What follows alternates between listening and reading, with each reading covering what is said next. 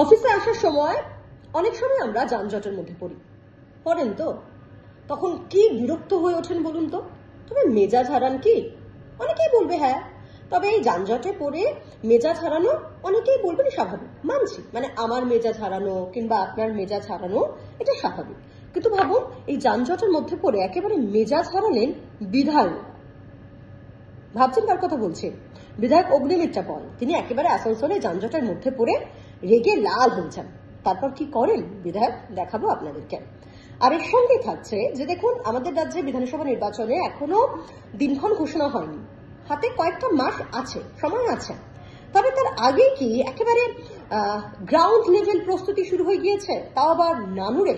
কেন বলছে কথা? তার কারণ সেখানে ড্রাম ভর্তি বোমা উদ্ধার হলো। কে রাখলো, কারা রাখলো, কি উদ্দেশ্য, যাবতীয় ডিটেলস আপনাদেরকে দেবো এখন থেকে ঠিক কিছুক্ষণ পর বিকেল 5টায় 5:05 আপনাদের সঙ্গে থাকছি আমি পায়েল। দেখা হচ্ছে জি 24 ঘন্টা।